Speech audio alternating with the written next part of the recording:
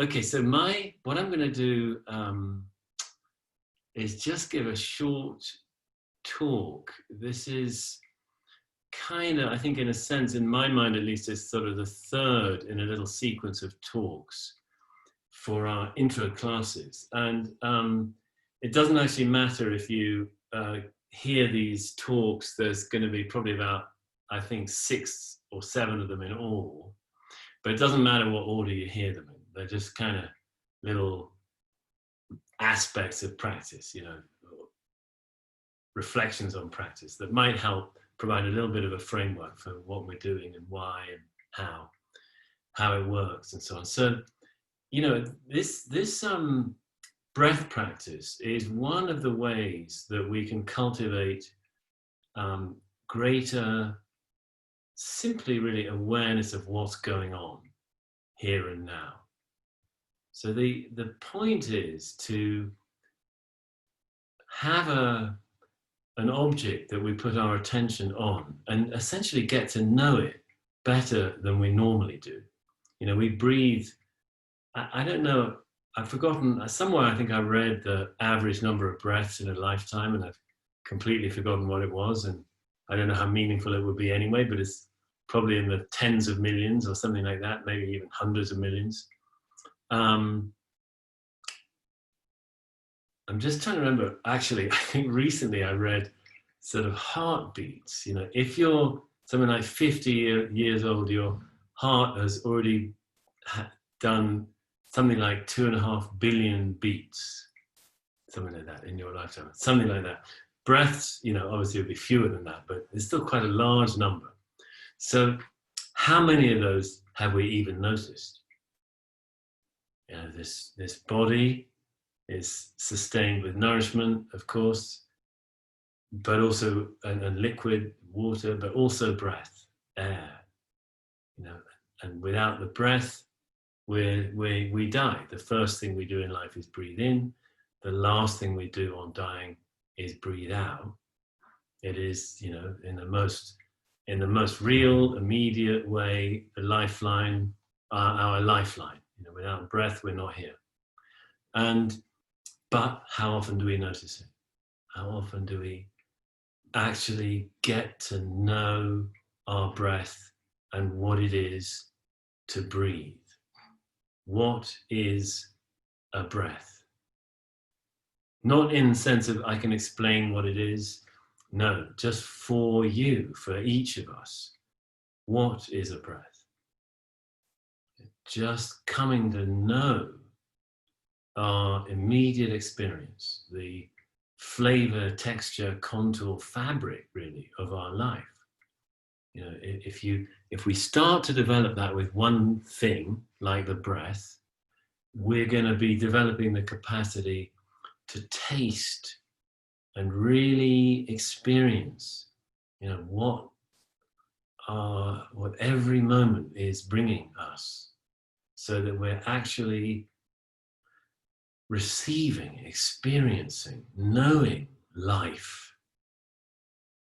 In a way, life is a little bit of a vague, abstract word, meaning really our actual experience, starting to know our actual experience. And,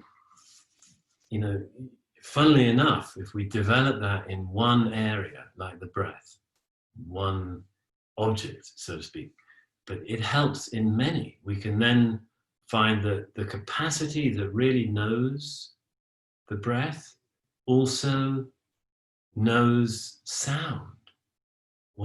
Any sound you hear, we're so used to instantly interpreting a sound, giving it a name, knowing what it is, that we may sort of overlook experiencing the quality of a sound, really hearing what any particular sound sounds like. It's something that I guess all of us sort of do as kids, spontaneously. We hear some sound and we're really captivated by the quality of it, the timbre, and we might have a a strong appreciative response to it. But as we get older, we're just so used to hearing stuff, we don't really notice its real qualities and properties. And developing that capacity is a great enrichment of our experience. So all of that can grow out of a simple, basic, present moment awareness practice, like following the breath. So don't please think of it as just a kind of mechanical mind training. It's not, it's an enriching of life, is how I feel it.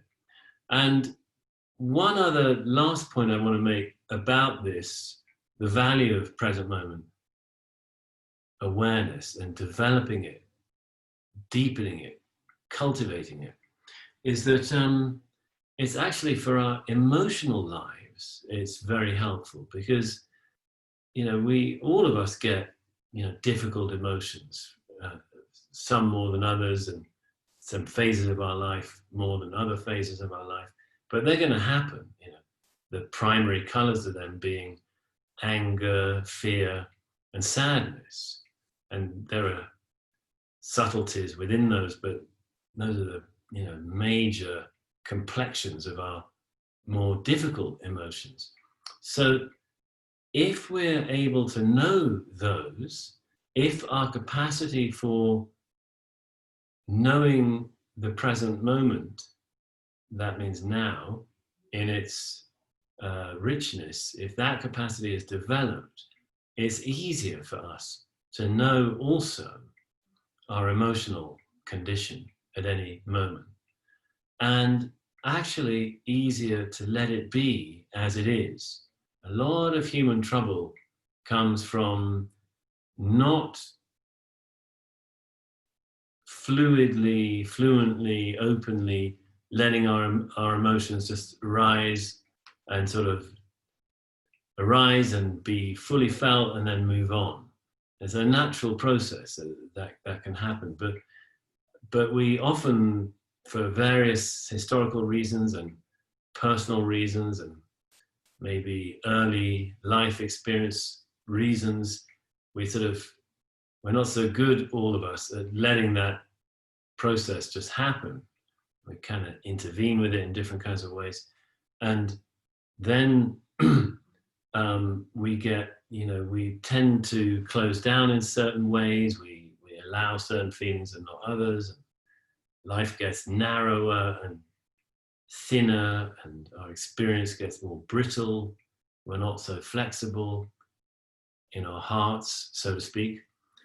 But this simple practice of appreciating what's going on, it develops a kind of loving attitude towards whatever's going on here and now. And that will, for sure, sooner or later spread to the activities going on in our own hearts, the dynamics of our hearts. So we can become more loving, more appreciative of these lively, sensitive, tender hearts that we have. And that brings, in its own way, psychological well-being, emotional well-being, which will lead sooner or later to more interpersonal well-being and relational harmony and so on. And also, in a sense, to a much deeper relationship and happier relationship with ourselves, which is actually a very healthy thing to have. So all of this can grow out of a simple thing like following the breath for 20 minutes a day. Okay, that's the end of my little talk. Thank you very much for listening. And why don't we have some Q&A, which either, I would sort of suggest Catherine or I could answer. And then next week we'll have somebody else in the instructor seat. Okay, so please, I think it's okay to just,